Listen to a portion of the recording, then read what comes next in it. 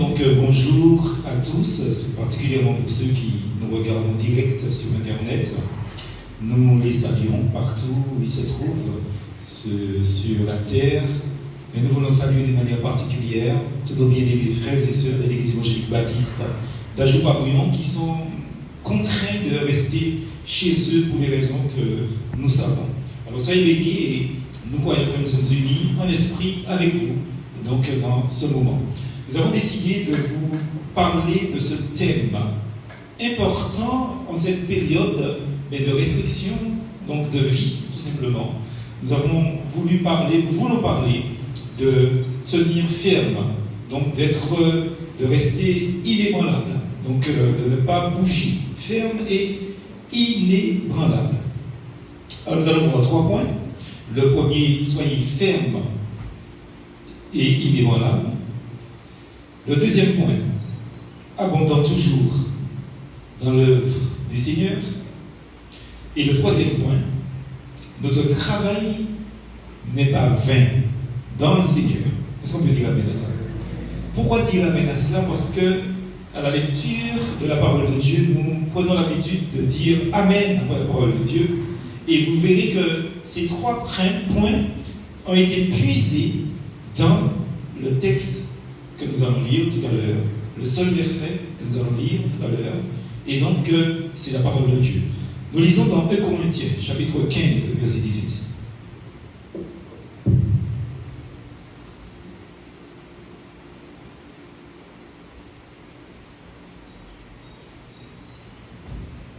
Voilà, petit amour. Nous allons lire donc, ainsi mes frères bien-aimés, soyez fermes, inébranlables. C'est le premier point. Travaillant de mieux en mieux à l'œuvre du Seigneur. C'est le deuxième point. Il est dit, sachant que notre travail, votre travail ne sera pas vain dans le Seigneur. Troisième point. Vous voyez, donc si vous ne redonnez pas les 3 points de ce message, c'est que vous n'avez pas écouté le message du tout. Est-ce qu'on peut dire amen à la parole de Dieu?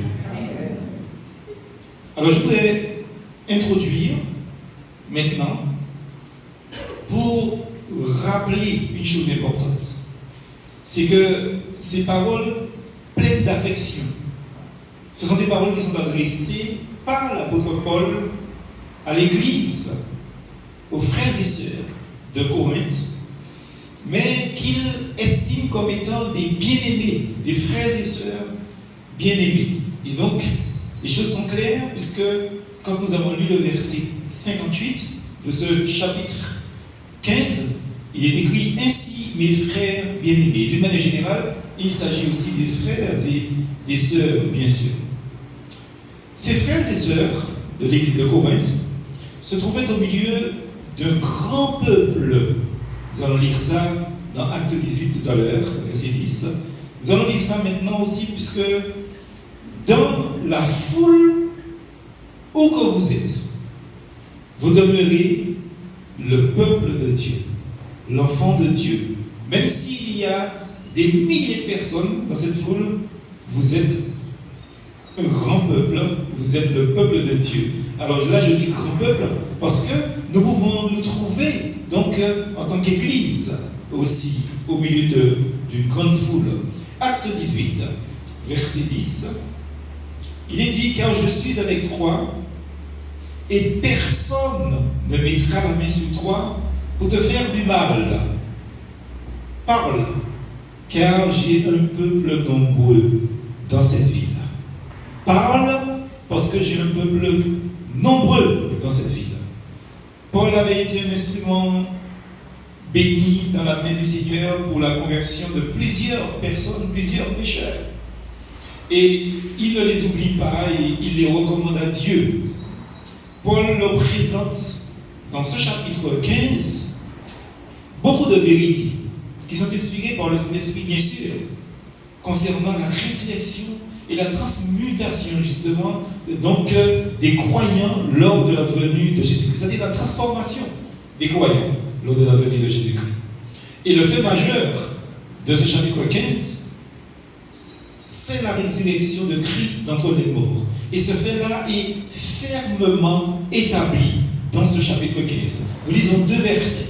versets 3 et 4 de 1 Corinthiens 15, il nous est dit, je vous ai enseigné avant tout, comme je l'avais aussi reçu, que Christ est mort pour nos péchés selon les Écritures. Et verset suivant, qu'il a été enseveli et qu'il est ressuscité le troisième jour selon les Écritures. Donc, c'est un fait, je vais dire, qui est établi.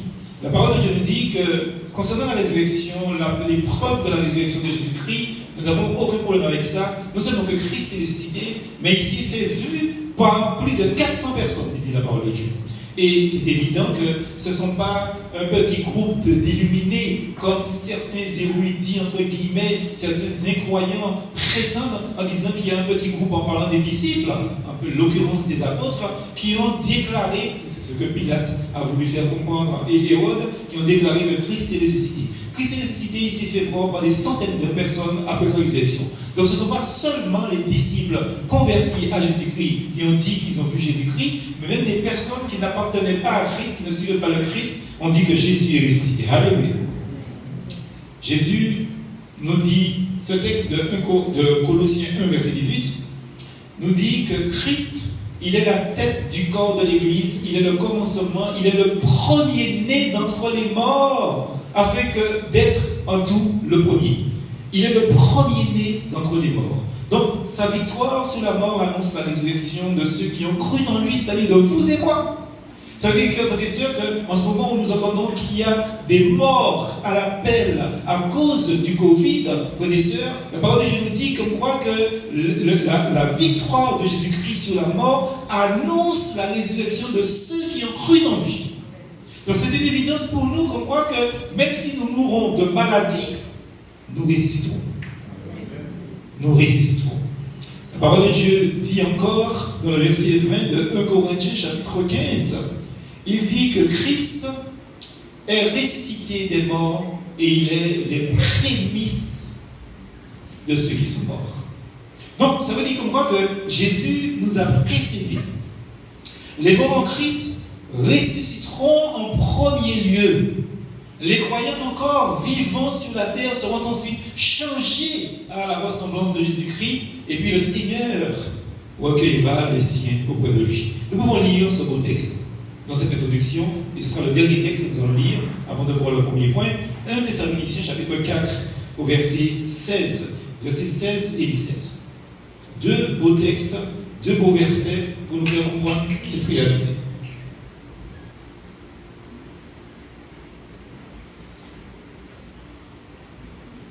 Car le Seigneur lui-même a un signal donné à la voix d'un archange, et aussi au son de la trompette de Dieu, descendra du ciel. Et les morts en Christ ressusciteront premièrement. C'est clair. Verset suivant.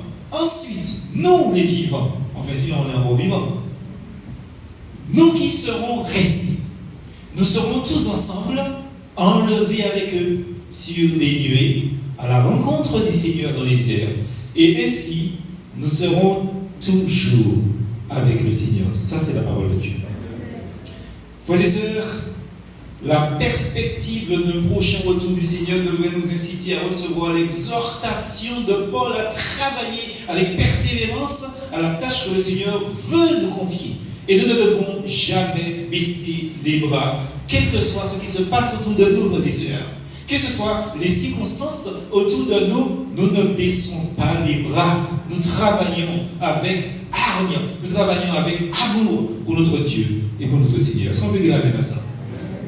Premièrement, soyez fermes, inébranlables.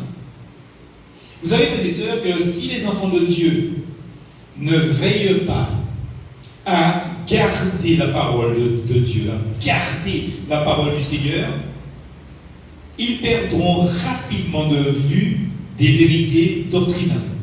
Ils perdront rapidement de vue l'enseignement, des enseignements qui sont, je veux dire, très très utiles donc à leur vie, à leur développement moral, à leur développement spirituel. Comme la prochaine venue du Seigneur pour chercher les siens et son apparition avec l'Église, donc est là, est une réalité justement, parce que le Seigneur nous dit que Christ reviendra, il faut que le Seigneur nous trouve ou nous retrouve dans la foi.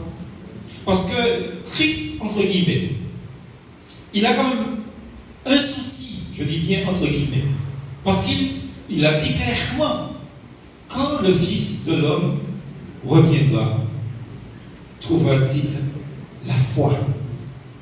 Trouvera-t-il la foi sur la terre? C'est terrible, frères et sœurs. Et quand nous regardons qu'à la moindre occasion, à la moindre chose, frères et sœurs, pour les personnes, c'est pour ça que j'ai eu un débat avec une personne sur Internet qui est quand même une personne importante, qui me parlait de donner la première place au Seigneur, et je l'ai dit la semaine dernière. Moi, je deviens de plus en plus sceptique quand des gens me disent que Christ est tout pour eux. Je deviens de plus en plus sceptique parce que, frères et sœurs, ce que je vois qui se réalise dans les faits et les gestes, dans le comportemental des personnes, à la moindre petite persécution, à la moindre petite épreuve, au moindre petit souci, contredisent tout ce que les gens disent. Parce que nous disons, oui, Christ est ma vie, Christ est tout pour moi, etc. Mais à la moindre petite chose, nous mettons le service de Dieu de côté et nous faisons ce que nous pensons être le plus utile. Si Christ est plus important que nous, pour nos frères et sœurs, rien ne doit nous empêcher de servir notre Dieu. Rien, sauf la maladie, bien sûr, sauf la maladie, puisque dans la maladie, on ne peut pas se déplacer. Donc, tenir ferme, c'est une exhortation. Cette exhortation est telle qu'elle était également adressée non seulement aux Corinthiens, mais elle était adressée aux Thessaloniciens qui subissaient des tribulations et que l'on voulait bouleverser par des fausses doctrines, justement, en essayant de leur faire croire, par exemple, que le jour du Seigneur était déjà là. Et nous lisons dans 2 Thessaloniciens, chapitre 2, verset 2. Le Seigneur nous dit de ne pas nous laisser facilement ébranler dans notre bon sens, de ne pas nous laisser troubler, soit par quelque inspiration. Vous savez, il y a des gens qui viennent toujours ou qui écrivent sur Internet, il y a une foultitude de déclarations, Dieu m'a parlé. Il y a des gens qui ont été inspirés, ils sont inspirés. Et le Seigneur nous dit de ne pas nous laisser inspirer par troublés par quelque inspiration. Parce que, frères et sœurs, ce que nous croyons, ce n'est pas dans l'air que nous les prenons, mais dans la parole de Dieu. Ne vous laissez pas troubler par quelque inspiration, soit même par quelques paroles. Aujourd'hui, frères et sœurs, il y a des prophètes, il y a des pasteurs, il y a des docteurs, il y a des apôtres, et il y a même beaucoup de Jésus. Oui, allez faire tous sur Internet. Le Seigneur nous dit de ne pas nous laisser troubler par quelques paroles ou même par quelques lettres qu'on dirait venir de nous, comme si le jour du Seigneur était là. Parce que quand le Seigneur viendra, tout œil le verra. Comment est-ce que des personnes ont la conviction que Dieu viendra par la personne de Jésus-Christ, tel jour, telle heure, en tel pays, en tel endroit, dans tel climat, alors que Christ a dit, mais personne ne le sait. C'est de la prétention. Le Seigneur nous dit de ne pas vous laisser facilement ébranler. Et quand j'aime bien cette phrase, ne pas vous laisser, Christ aurait pu inspirer à l'apôtre Paul la pensée par le Saint-Esprit, ne pas vous laisser ébranler. Il a dit de ne pas vous laisser ébranler facilement. Et on a l'impression qu'il y a des chrétiens, mais il suffit de rien pour qu'ils soient ébranlés. Alors que la Bible dit, mais un chrétien, pour pouvoir. Ébranler, ça ne veut pas dire qu'on est déjà détourné. Ébranler, ça veut dire qu'on nous a secoués. Mais nous nous bouge toujours. C'est ça, ébranler. Ébranler, c'est déstabiliser, boucher, faire perdre peut-être un pas de côté, mais on est toujours debout. Je nous dis de ne pas nous laisser facilement perturber, ébranler par les gens. Il faut qu'on reste dans notre bon sens. Il faut faire attention. Ce n'est pas tout ce que nous lisons sur Internet, tout ce que nous entendons sur Internet qu'il nous faut prendre comme pour parole évangile. Il faut faire attention. Donc, l'apôtre a exhorté les Thessaloniciens non seulement de ne pas se laisser facilement, je dis bien facilement ébranler, parce que j'estime qu'il y a des chrétiens qui se laissent trop facilement ébranler. On dit que Christ est tout pour nous, Christ est notre vie, Christ est ce que nous avons de meilleur, mais à la moindre occasion, mais nous sommes déjà par terre.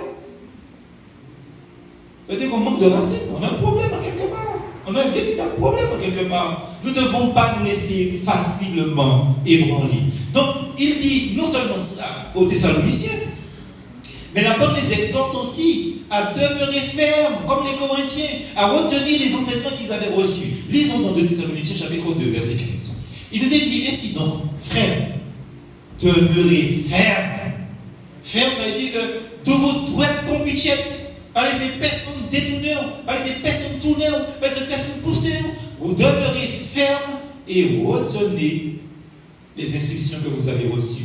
Soit par notre parole, soit par notre lettre. Retenez les instructions, c'est quoi? Parce que retenez les instructions, c'est ce que nous faisons là. Nous enseignons par la prédication. Nous enseignons par des études bibliques. Nous enseignons par des méditations écrites et par des méditations donc et verbales quand nous sommes ici. Nous enseignons de toute manière. Chaque fois que le Seigneur nous donne l'occasion, nous enseignons. Mais pourquoi, frères et sœurs, à la moindre occasion, on se pose des questions. Mais on lit l'enseignement. Pas ça mauvais. Il ne faut pas que les gens viennent me voir pour me dire, pasteur, qu'est-ce que je dois faire dans telle circonstance, par exemple, je prends un cas, vous restez là et brusquement, vos sentiments vous mentent. Vous savez, c'est quoi le sentiment? Sentiment. Et brusquement, vous vous trouvez amoureux, enfin, je ne sais pas moi, d'un incroyant. Vous voulez m'entendre vous dire, non, il ne faut pas tomber amoureux d'un incroyant? Hein? Je ne vais jamais vous dire ça. La Bible le dit, de ne pas nous mettre sous un joug étranger. Je ne vais jamais vous dire ça, je vous dis, faites ce que vous voulez. Si vous sentez que c'est le Seigneur qui vous fait faire ça, faites-le. Mais je ne vais pas vous donner de ne pas faire. Parce que la parole est claire. Alors, il y a des apôtres, il y a des prophètes qui sont inspirés plus que la parole de Dieu. Parce que la parole de Dieu dit quelque chose, mais ils ont aussi une autre inspiration. Ils vont dire autre chose. Et puis ils vous disent, oui, c'est la volonté de Dieu. Moi, n'attendez pas que je vous dise que c'est la volonté de Dieu. Parce que, où ça bien que c'est la volonté de Dieu? Parce que si vous m'avez demandé, mais ça, c'est parce qu'on passe. Et vous croyez que j'ai quelque chose en plus que la parole de Dieu, que c'est la parole de Dieu dit, même pas rien en plus. Je suis comme vous. Je n'ai pas quelque chose en plus. Le Seigneur les exhorte à demeurer fermes et à retenir les enseignements. Retenir les enseignements. Frères et sœurs, nous écoutons la parole de Dieu. Nous entendons la parole de Dieu. Ça rentre dans une oreille et ça sort dans l'autre. Nous devons retenir les instructions, retenir l'enseignement, retenir la parole de Dieu. Et c'est ce que le Seigneur nous dit. Frères et sœurs, ce que nous avons reçu, retenons-le. Non seulement les Corinthiens, non seulement les Thessaloniciens, mais aussi un homme de Dieu a été donc repris, mais mis en garde par l'apôtre Paul. Il s'agit de son élève, de son disciple, de son enfant spirituel, Timothée. Nous lisons donc dans 2 Timothée 3,14. Lui, il a été encouragé à demeurer dans les choses qu'il avait apprises. Non seulement il avait entendu, mais il avait appris. Et comme on a appris quelque chose, il faut qu'on demeure dedans. Et il dit à Timothée 3, demeure dans les choses que tu as apprises et reconnues certaines, sachant de qui tu les as apprises. Il ne s'agit pas simplement d'apprendre des versets par cœur. Il ne s'agit pas de lire la parole de Dieu en une année. Il faut retenir ce que nous avons reçu, mais il faut qu'on demeure dedans. Il faut qu'on demeure dans ce que nous avons appris. Sinon, ça ne sert à rien d'enseigner. Et dans ce sens, on pourrait comprendre les pseudo-églises qui n'ont pas d'enseignement, mais qui ne font que de la louange. Puisque peut-être qu'ils sont partis du possible, mais de toute manière, ça ne sert à quoi d'enseigner les gens, parce que les gens ne retiennent rien. Les gens ne regardent rien. Donc, on nous chante, on nous danse, on nous loue le Seigneur, on nous. Voilà. Retenez ce que vous avez entendu. Demeurez dans ce que vous avez entendu. Demeurez dans ce que vous avez appris. Parce que ce n'est pas pour, frères et sœurs, exercer notre cerveau, de faire de l'exercice du sport cérébral que nous apprenons la parole de Dieu. C'est pour être avec Dieu, pour glorifier Dieu, pour marcher avec Dieu et pour dire aux gens que ce qui nous conduit, c'est l'Esprit de Dieu. Demeurez dans ce que vous avez appris. Retenez ce que vous avez appris. Timothée t'encourage à cela. Donc, frères et sœurs, nous aussi, nous avons à garder fermement les enseignements de Paul et de ne pas nous laisser bouleverser par les pensées des hommes. En ce moment, nous sommes dans un siècle où on remet tout en question. Et je disais il n'y a pas longtemps, cette semaine même, je disais, malgré la situation critique sanitaire, non pas du pays Martinique, non pas de la nation française, non pas de l'Europe, mais du monde entier, il n'y a pas un président qui met ses genoux par terre pour dire nous avons péché. Il n'y a pas un seul président qui dit nous avons péché. Il n'y a pas une seule personne qui dit mais qu'est-ce qui se passe? Qu'est-ce qui se passe dans le monde? Personne, frères et sœurs, ne donne gloire à Dieu. Et tant que ça va aller comme ça, pourtant c'était avec un païen que je parlais, un incroyant. L'incroyant m'a dit, tant il va demander mon Dieu, il va le croire, il va changer. Un incroyant qui me dit ça, frères et sœurs. Donc vous vous rendez compte de la réalité. Moi j'invite les présidents, les présidents de la CTM en Guadeloupe, Martinique, Guyane, les présidents donc, des républiques, les présidents des nations à tourner leur face vers Dieu. Vous allez chercher médicaments, mais je crois que le véritable médicament, mais il y a notre bagaille, même s'il y a un mot dans le contexte, mais il y a notre bagaille. Le véritable médicament, c'est la parole de Dieu. C'est la parole de Dieu. D'accord? Parce que tous ceux qui ont pensé que le seul médicament qu'ils avaient, c'était ceci, cela, eh bien, frères et sœurs, eh bien, la Bible nous démontre que personne n'est éternel. Seul Dieu est éternel. Et Dieu dit dans sa parole, je lève ma main et je dis, je suis éternel. Alors puissez dans l'éternité les présidents des régions, des territoires, les présidents des nations, les gens qui gouvernent le pays, les présidents et les chefs, les entrepreneurs, tournez votre face vers Dieu, repentez-vous, convertissez-vous et le pays sera guéri. Frères et sœurs, faites attention aux gens qui vous apportent des recettes toutes faites pour vous dire qu'il faut faire ceci, qu'il faut faire cela. Ce qu'il faut faire, c'est se repentir.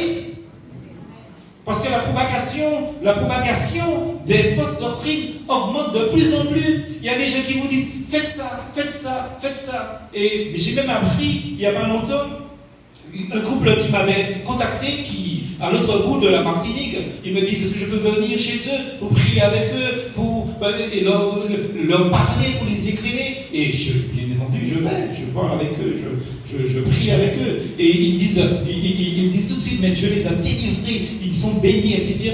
Et puis ils me regardent. Je ne comprends pas pourquoi ils me regardent comme ça, mais ils me regardent d'une manière interrogatoire. Là, mais je me dis, mais pourquoi ils me regardent comme ça? Et puis finalement, ils me sortent la phrase, est-ce que je veux un don? L'argent, est-ce que je veux de l'argent? J'ai dit, mais comment ça, de l'argent? Pourquoi faire? Parce qu'ils sont allés dans une pseudo-église et que le pasteur les a visités. Mais à chaque visite du pasteur, il faut payer. Voilà les gens qui détériorent le ministère pastoral. Et si j'ai été étonné que je leur dis, mais j'ai pas besoin d'argent, qu'est-ce que je veux d'argent? Non, mais dans une église, on me paye, c'est mon salaire, c'est mon salaire. Et si vous voulez faire un don, faites un don à l'église. Parce que justement, nous bien vous êtes là pour la construction. On a fait le beau, mais frères et sœurs, moi je ne peux pas recevoir le don d'une personne parce que je suis allé prier pour une personne. Je ne peux pas faire ça. C'est immoral. C'est immoral. Et je le dis là, pour tous ceux qui nous regardent sur Internet, quel que soit le pasteur qui vous dit quelque chose comme ça, dites-lui arrière Satan. C'est comme les personnes me disent après, oui, comme le pasteur prêche, moi je vous dis de dire amen, c'est la seule chose que je vous demande de dire. Quand je parle, c'est de dire amen. Mais le pasteur, il leur dit de dire amen. Et quand les gens le disent amen, il dit aux gens, mais si vous dites amen, il faut arroser. Je dis, vous prenez le bon voix et soulier. Non, je plaisantais, vous comprenez? Je plaisantais, bien sûr. Donc, je vais vous envoyer de l'eau sur le pasteur, alors, quand il faut... Non. Ça dit comme quoi que, pendant que les gens disent amen, ils mettent un fond musical.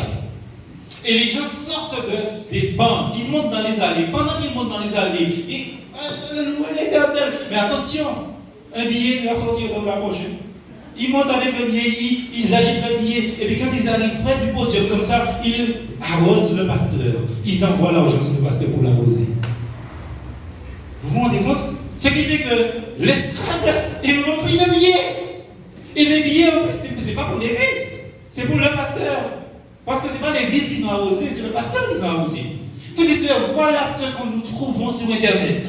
Voilà comment des gens se laissent ébranler. Voilà comment des gens se laissent troubler. Frères et sœurs, cet évangile-là n'est pas l'évangile de Jésus-Christ. Cet évangile-là n'est pas l'évangile de Dieu. Et si vous êtes dedans, faites comme dit le chant. Le chant dit, tirez des souliers en pierre et puis parcourez. J'ai pas entendu Amen assez fort. Voilà, c'est la seule chose que j'exige de vous. Amen. Frères et sœurs, cette histoire d'arroser les pasteurs parce que ce qu'il a dit est bien, est beau, est belle, est gentil, frères et sœurs, mais ça veut dire quoi? Mais c'est pas, ce que je dis là, c'est pas ma parole. En quel sens qu'on doit me payer pour ce que je dis? En quel sens que je dois me payer parce que j'ai prié pour une personne et que Dieu a délivré la personne? Pas moi, Dieu a délivré la personne. Frères et sœurs, rejetez ces évangiles-là, rejetez ces gens, ne les fréquentez pas, et puis allez là où la parole de Dieu est prêchée, avec sincérité, avec intégrité, avec fidélité. Je suis désolé de vous dire, ma belle voix à votre côté, fidèle ou pas? Alors vous ne serez pas d'accord avec moi tout le temps, parce que je ne vais pas vous regarder dans les yeux pour vous flatter. Si vous êtes dans l'erreur, je vais vous dire que vous êtes dans l'erreur. Vous allez vous fâcher avec moi, mais on va bien livré, pas ça, on peut demander mieux ici. Il y a des tas, je dis ça aux gens qui sont sur Internet, il y a des tas de chrétiens qui se fâchent avec moi. Hein. Il y a des chrétiens qui sont peut-être dans la salle qui sont fâchés avec moi. Il y a peut-être des chrétiens qui nous regardent sur Internet qui sont fâchés avec moi. Parce que je lui dis, mes frères, sœurs, pas fait ça. Et tant que je suis vivant, je ne vais pas vous dire de faire quelque chose que vous ne devez pas faire. Je ne vais pas le faire, vous dites. La parole de Dieu nous dit de dénoncer l'injustice, de dénoncer le péché, de dénoncer, frères et sœurs, le mensonge. Et nous devons le faire. La propagation des fausses doctrines augmente, frères et sœurs. Et la parole de Dieu nous enseigne dans 2 Timothée, chapitre 1er, verset 14, à garder le bon dépôt par le Saint-Esprit qui habite en nous. Gardez le bon dépôt, parce qu'il y a des mauvais dépôts. Il y a des dépôts où il y a la houille, il y a là, frères et sœurs, des vers. Il y a là le mensonge, il y a là l'erreur. La parole de Dieu nous dit que ces dépôts-là ne sont pas les dépôts du Seigneur. Il y a des bons dépôts et des mauvais dépôts. Garde le bon dépôt que Dieu nous a confié, qu'il a confié aux siens, qu'il a confié à vous, qu'il a confié à nous. Rejetons les faux enseignements, frères et sœurs. Rejetons les mauvaises doctrines en nous appuyant sur la parole de Dieu seul. Cela n'est possible que dans la mesure où nos cœurs restent près du Seigneur. Quel encouragement ce sera pour nous si nous pouvons entendre cette petite approbation de la part du Seigneur. Et nous terminons ce premier point en lisant Apocalypse 3, verset 8 et verset 11 après.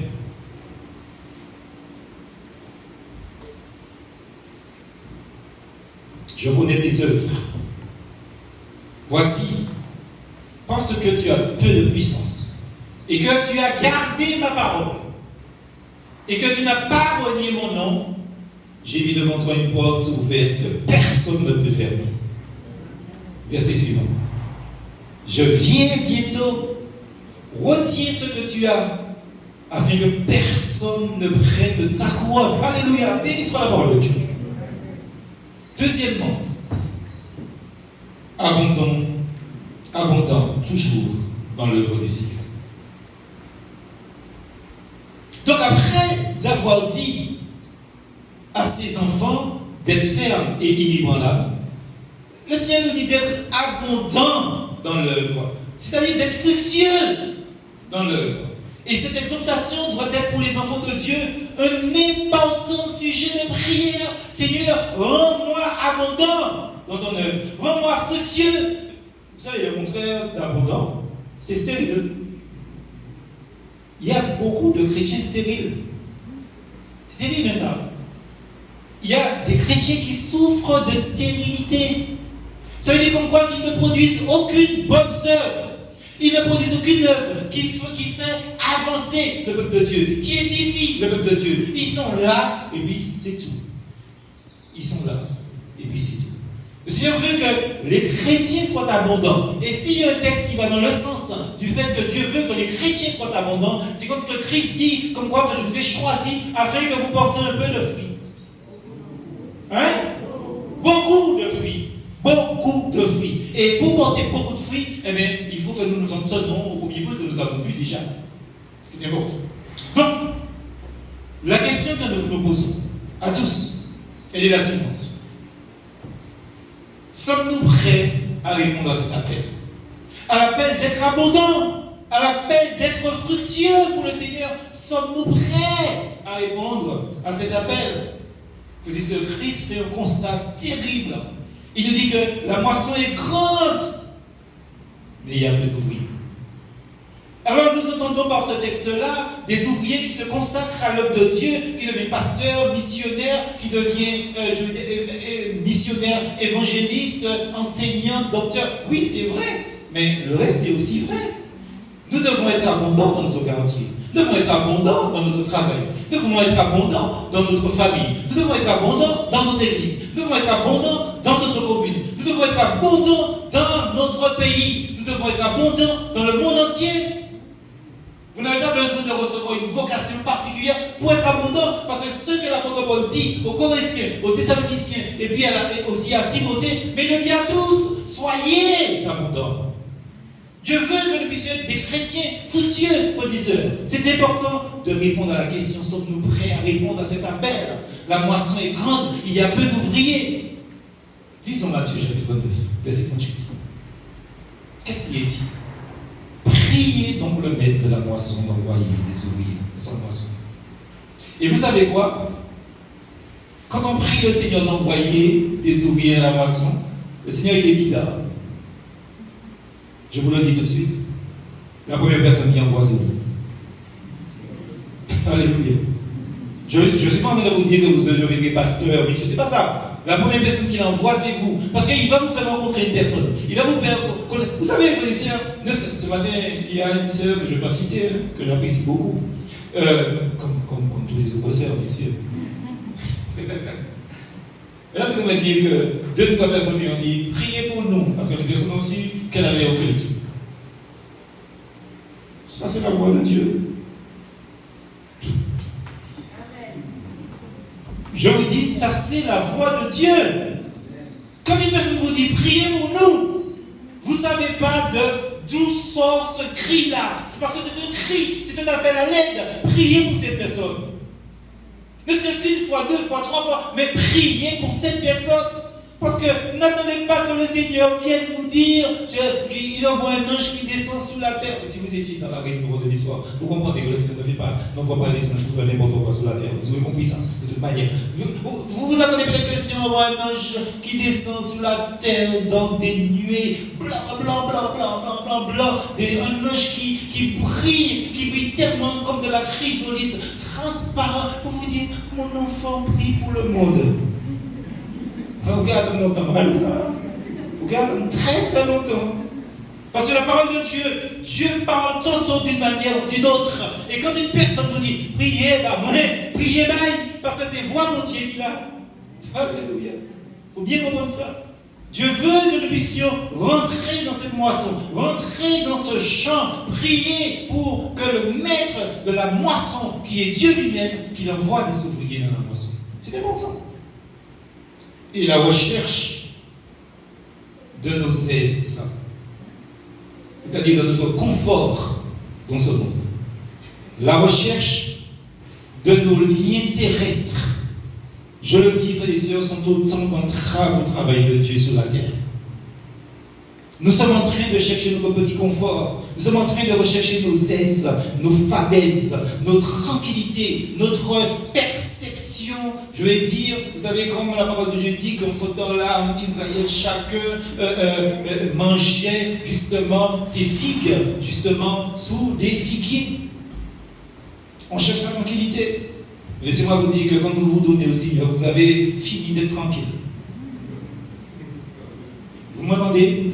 Dès que vous avez donné votre vie au Seigneur, vous avez fini d'être tranquille sur la terre. Parce que Satan va vous faire la guerre. Parce que Satan va vous ennuyer. Satan va vous embêter. Satan va vous persécuter. Mais le Seigneur, dans la persécution, dans l'ennui, dans les épreuves, dans les tribulations, le Seigneur nous donne la tranquillité.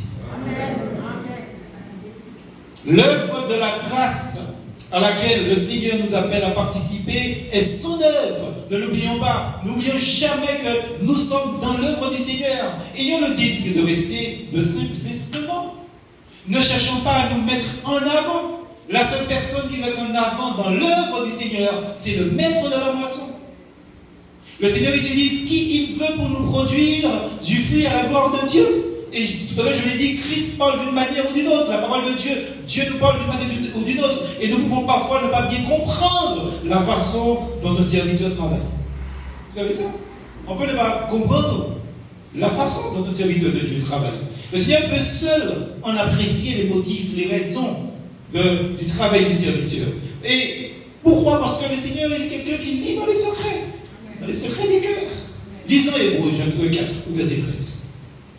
Il nous est dit que nulle créature n'est cachée devant Dieu, mais tout est à nu et à découvert aux yeux de celui qui nous voit et à qui nous devons rendre compte. Je vais vous dire un secret. C'est pourquoi vous puissiez rester dans l'humilité. Pourquoi vous puissiez marcher dans l'humilité. Vous voyez là, beau et belle, bien vêtu, belle gipe, pam, bel pantalon cintré ou bien large, belle cravate, belle chemise, belle toute qualité, belle robe, belle neige, belle. Je vous dis, et quand je vous vois, je vois votre, comment on dit en créole, je vois votre belleté. N'est-ce pas? C'est-à-dire votre beauté en français. N'est-ce pas? Mais devant Dieu, vous savez comment Dieu vous voit tout nu. Vous te demandez où? Comment assise là? Mon Dieu, quand vous Dieu pas les gens de monde. Il y a des gens qui n'ont pas compris ça. Dieu ne voit pas de vêtements sous les gens. Parce que rien n'est caché à ses yeux. Rien. Dieu ne voit pas les gens habillés. Si Dieu vous voit habillé, ce n'est pas Dieu. Vous comprenez ça? Moi, je dis, mon Dieu, quand on revient en l'air, et bien, je dis, pantalon, bien, slip en l'air, c'est que ce n'est pas mon Dieu. Satan, oui, quand on comme ça. Mais mon Dieu, pas quand on comme ça. On peut mettre ça en l'air, mon Dieu, quand on tout mis. Alors, oui, il y a cette idée-là. Vous savez que ce qu'Adam a fait quand Adam a compris que Dieu le voyait tout mieux?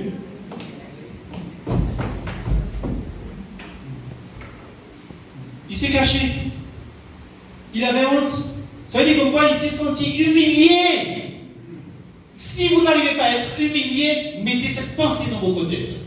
Si vous n'arrivez pas à marcher humblement, mettez cette pensée devant Dieu, vous êtes soumis. On fait comme devant mon Dieu. Donc l'on va prier et presser les corps, même si on public. Enfin, je parle crier, il y a des gens qui ne comprennent pas le créationnel. Je dis, quand vous priez, mettez-vous dans une position d'humilité, parce que même si vous êtes en public, devant Dieu, vous êtes tout nu. Vous comprenez ça, frères et sœurs? Il y a des gens qui ne comprennent pas ça. Vous n'avez pas dit à 25 ans par rapport. Vous avez compris ça, frères et sœurs? Restons humbles, parce que la seule personne qui doit être glorifiée, c'est le Seigneur. C'est le Seigneur qui doit être glorifié. Nous servons le Dieu vivant. Et la parole de Dieu nous dit que mais nous sommes nus devant Dieu et aux yeux de Dieu, nous devons rendre compte à ce Dieu-là. Il discerne ce qui est fait à sa gloire aussi.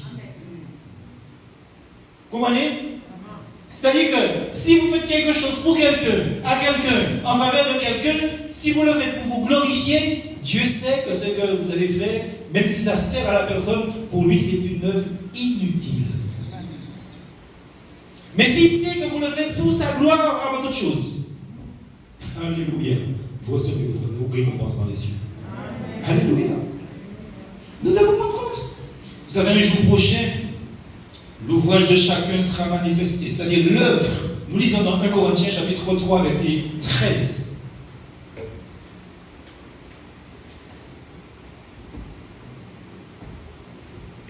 Car le jour la fera connaître, parce qu'elle se révélera dans le feu, et le feu éprouvera ce qu'est l'œuvre de chacun.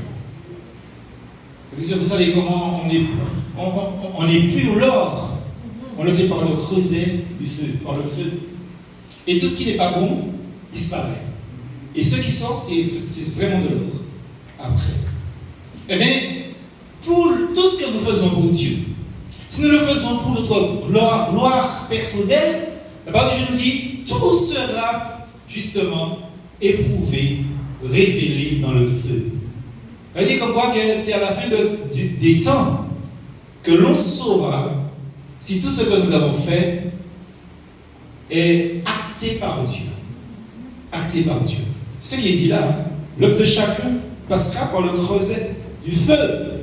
Dieu éprouvoit ce qu'est l'œuvre de chacun. Donc chaque enfant de Dieu sert le Dieu vivant.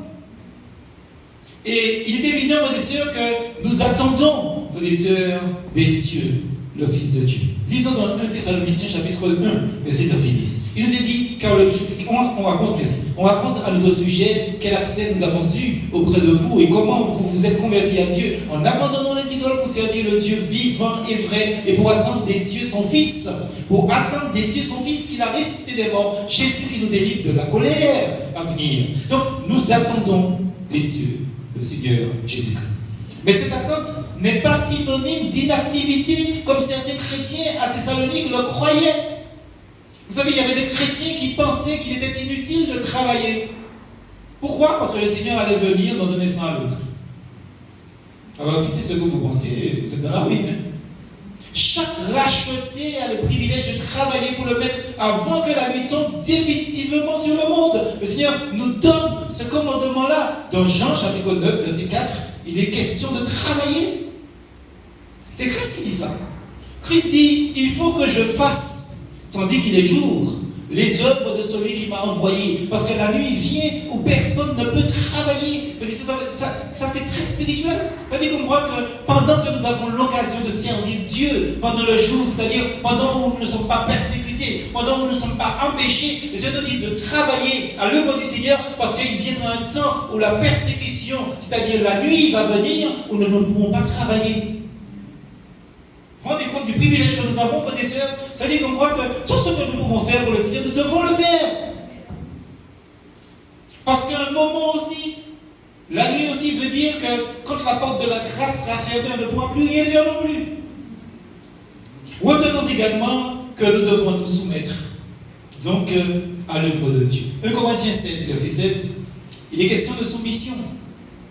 Il est dit, en ce qui concerne les serviteurs de Dieu, ayez vous aussi de la déférence pour de tels hommes.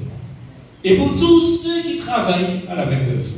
Donc vous n'allez pas dire que c'est pour moi que je lis ce verset. Il est dit, pour tous ceux qui travaillent donc à la même œuvre. Ayez de la déférence. Ça veut dire la déférence, je ne sais pas ça veut dire chez un dictionnaire. C'est un respect qui est au-dessus de tout respect. Alors les gens qui disent comme quoi que je n'adore pas le... Est-ce qu'un serviteur de Dieu, j'aimais Dieu, adorer en anthétique? Je ne crois pas que vous allez pouvoir me répondre pour l'affirmatif dans cette question-là. Aucun serviteur de Dieu qui sait qu'il est un serviteur de Dieu ne vous dira jamais telle chose. Et s'il constate que vous avez cette attitude-là, il va dire au respect, il va tout bien. Il va vous le dire de suite. Frères et sœurs, la déférence, c'est du respect. Attention. Paul, il aimait à dire au sujet de Timothée qu'il employait à l'œuvre du Seigneur comme lui-même, il aimait à dire qu'il était son compagnon. Prenons 1 Corinthiens 16, verset 10.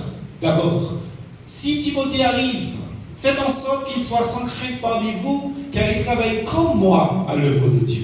Un autre texte, 1 Thessaloniciens 3, verset 2, il nous est dit, là aussi, nous envoyâmes Timothée, notre frère, ministre de Dieu dans l'évangile de Jésus-Christ, pour affermir et vous exhorter, pour vous affermir et vous exhorter au sujet de votre foi. Donc nous avons à avoir de la déférence envers ceux qui travaillent pour le Seigneur.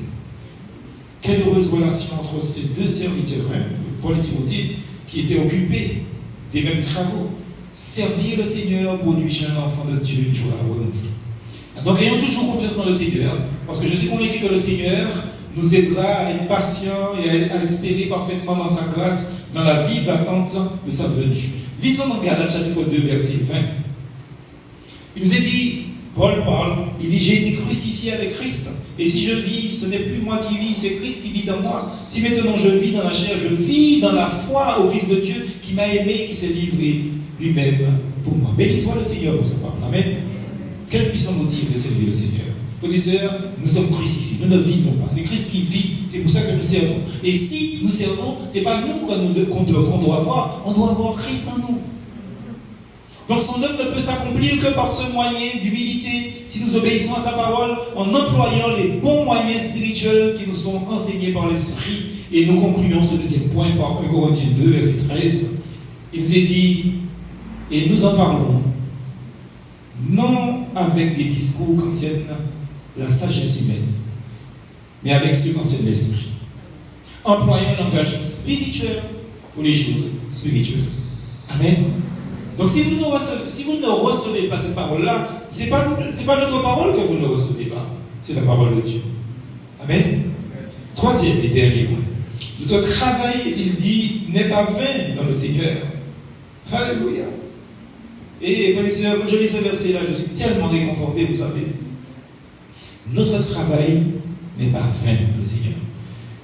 C'est ingrat, quel que soit le service que nous faisons pour le Seigneur, de servir le Seigneur. Je vous dis ça. Je ne parle même pas du ministère pastoral, je parle du service chrétien que vous exercez dans l'église, ou dans votre église, ou ceux qui nous regardent sur Internet. Je vous dis, c'est ingrat. Et vous savez pourquoi c'est ingrat? Parce que le cœur de l'homme est mauvais. Vous savez que le cœur de l'homme est mauvais? Même chez les chrétiens, le cœur de l'homme est mauvais aussi. Je ne sais pas moi, vous allez faire peut-être quelque chose dans la maison du Seigneur, pour le Seigneur, je ne sais pas moi, la traîne qui est sur le podium là, vous allez le poser. Quelqu'un ne va pas venir et voir que la traîne, se dire que la traîne est posée. Béni soit le Seigneur. Vous allez faire peut-être, je ne sais pas moi, de la peinture pour le Seigneur, décorer les équerres. Vous allez décorer cela bien. Mais il y a un endroit presque invisible où vous avez bavé. Vous n'avez pas respecté la ligne où il fallait faire passer le pinceau. Eh bien, quelqu'un va venir, il ne va pas se dire, oh là là, l'équerre est bien décorée. Il va voir la bave. C'est l'homme. Vous allez poser les rideaux. Et bien, vous ne va pas voir que, vous savez, il y a telle église qui n'ont pas de rideaux. Et vous ne va pas voir que le rideau est posé. Il dit, ouais, que la plion qui l'a. Il va avoir un rideau. Il voit le défaut de la pose de rideau. Vous allez nettoyer la salle, passer la serpillière, les carreaux brillent, mais il y a un petit côté qui, ou pas passé, il va avoir toute salle là qui a brillé. Et vous ne voyez pas que toute la salle brille. Et vous allez voir là où vous n'avez pas passé la serpillière. Et vous qui êtes un homme, une femme qui sert le Seigneur, quand vous entendez ça, la seule chose que vous avez envie de faire, c'est de laisser tout bagaille tomber. Puisque rien pas jamais bon, rien pas jamais bien, rien n'échappait comme ça devait être. Mais les gens disent ça, mais pas qu'à faire. Vous vous rendez compte? C'est pour ça que je vous dis que servir Dieu est ingrat. Parce que les hommes sont ingrats. Ce n'est pas le ministère, le service que vous faites qui est ingrat, ce sont les gens qui regardent ce que vous faites qui sont des gens ingrats. Et si vous les écoutez, vous ne faites rien pour le Seigneur. Et je vous dis que si c'est ça que vous prenez comme motif pour faire, vous ne faites rien pour Dieu, vous êtes dans l'erreur. Parce que tout ce que vous faites, faites-le comme pour le Seigneur, pas pour les hommes. Laissez parler les gens, parce qu'il est évident de laisser comprendre que les gens auront toujours quelque chose à dire. Alors du coup, je fais mon service. Parlez, oh. Donc, travaille. Vous comprenez pourquoi je ne me décourage jamais devant vous? Je dis bien devant vous. Parce que, frères et sœurs, quand on entend des propos aussi subjectifs, quand on entend des paroles aussi négatives, eh bien, on rentre dans sa chambre des fois, on pleure à genoux, on dit Seigneur, mais on ne comprend pas pourquoi les gens sont comme ça. Mais le Seigneur qui renouvelle la force fait que quand à nouveau on est devant vous, on est là plein de joie, plein de force, plein d'amour et plein en train de vous encourager, vous qui découragez. Des fois, vous voyez les gens toujours, vous dites, moi, je ne comprends pas pourquoi cette sœur est toujours forte comme ça, pourquoi ce frère est toujours fort comme ça, pourquoi il est toujours debout, etc. Mais le Seigneur voit dans les cœurs. Et le Seigneur fortifie ses enfants. Alors, si vous avez d'ordinaire l'habitude de décourager, de critiquer ce que fait quelqu'un, arrêtez, c'est satanique. Arrêtez ça. Parce que ce que Dieu veut, c'est que nous puissions nous encourager les uns les autres. Est-ce qu'on peut dire amen à ça? Et la bénédiction qu'il y a dans ce point, c'est que le Seigneur nous dit que notre travail n'est pas vain dans le Seigneur. Alléluia. Vous savez, notre travail est pour la gloire de Dieu, de travailler est pour le bien de ceux qui nous entourent. Donc, ce n'est pas vain. Vous savez, il y a un jour, vous savez que j'ai 2 sites internet où je propage la parole de Dieu. Un site où je fais des méditations audio et un site où je fais des méditations écrites. Et que je publie aussi des méditations audio dessus. Un jour, j'ai été tellement découragé par quelqu'un, et je vous dis ça, mes sœurs, vous savez que ça fait 10 ans que j'écris des méditations sur Internet. 10 ans de publication non-stop. 10 ans, pas rien. J'étais tellement découragé par une personne que je me suis dit, bon, j'arrête ça. J'arrête ça. Et pourtant, cette personne ne fait rien. Hein. J'ai dit, j'arrête ça. Pendant que j'étais en train de prier, j'ai dit, Seigneur, c'est une erreur, j'arrête ça, les gens n'ont rien compris, etc., etc. Le Seigneur ne m'a pas répondu tout de suite. Mais dans la journée, il y a une personne qui vit en Allemagne, qui est francophone. C'est une Allemande. C'est même pas en Allemagne, c'est en Norvège. Elle est francophone. Je ne connais qu'une seule Norvégienne dans ma vie. Je ne connais pas d'autres Norvégiennes ni Norvégiennes. Donc j'ai une amie norvégienne, mais cette personne, je ne la connaissais pas. Et cette personne m'a dit, monsieur, je prends contact avec vous.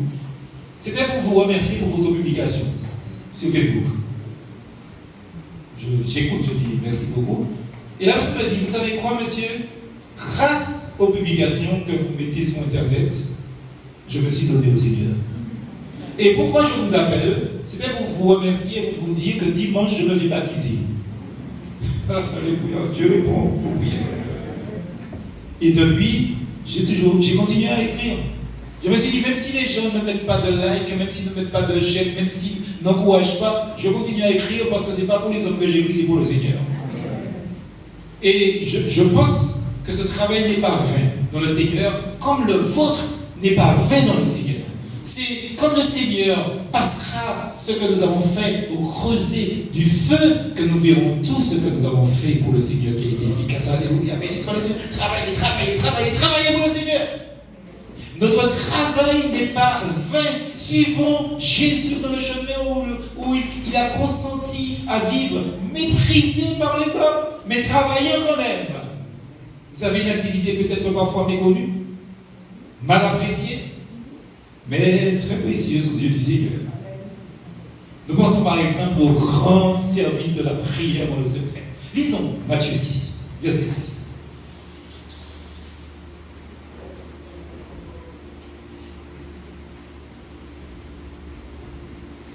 Ce nous dit clairement, quand tu pries, entre dans ta chambre, ferme ta porte et prie ton Père qui est dans le secret. Dieu est là dans le secret, dans le lieu secret. Et ton Père qui voit dans le secret te le rendra. Frères et sœurs, s'il y a un texte qui est clair au sujet de ce que nous faisons pour Dieu et pour le monde, c'est ce texte-là. Aucune prière que vous faites pour les autres ne sont des prières vaines. Et non seulement ce ne sont pas des prières vaines, mais Dieu rémunère, il paie, il donne, il abonde, il arrose. Il n'arrose pas comme les gens là, qui arrosent les pasteurs. Hein. Il arrose divinement, il bénit, parce que Dieu rend ce que nous faisons pour lui dans le secret. Et aussi pour les autres. Quelle bénédiction! C'est ça que, les sœurs, très tôt, je suis toujours dans mon bureau. Et des fois, très tard aussi dans la vie, je suis dans mon bureau. Parce que je sais que le Seigneur voit ce que je fais. Je ne le fais pas pour les autres. Ce qui compte, ce n'est pas ce que les gens pensent, c'est l'appréciation du Seigneur. Par la parole de Dieu, nous apprenons que tout est pesé selon le cycle du sanctuaire. Vous savez, il y a un texte dans Lévitique que nous allons lire, au chapitre 27, au verset 3. Il est dit, si tu as à faire l'estimation d'un mâle de 20 à 60 ans, ton estimation sera de 50 cycles d'argent selon le cycle du sanctuaire. Le cycle du sanctuaire, ça veut dire quoi? Ça veut dire qu'il y a un poids qui est immuable, qui ne bouge pas. Et selon le cycle du sanctuaire, ça veut dire selon l'appréciation de Dieu. C'est ça que ça veut dire. C'est l'appréciation de Dieu qui compte, frères et sœurs, le cycle du sanctuaire. Donc, le Seigneur se sert de la seule balance. Alléluia. Proverbe 16, verset 11 que nous allons lire. Le poids et la balance justes sont dans l'Éternel. Tous les poids du sac sont son ouvrage. C'est Dieu qui connaît l'estimation. C'est Dieu qui connaît le poids. C'est Dieu qui connaît la valeur. Parce que c'est selon le cycle du sanctuaire. Tout prend ainsi sa juste valeur devant Dieu. Dieu, il prend connaissance de l'usage que nous faisons des différentes capacités qu'il nous donne. Alors posons-nous cette question quand nous partons du principe que Dieu a donné à chacun des capacités. Donc, posons-nous la question.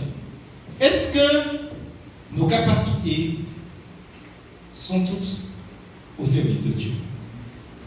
C'est important cette question. Vous savez, si vous apprenez à jouer de la musique, c'est pour Dieu que vous apprenez à jouer de la musique. Si vous apprenez à jouer d'un instrument quelque chose, c'est pour Dieu que vous apprenez.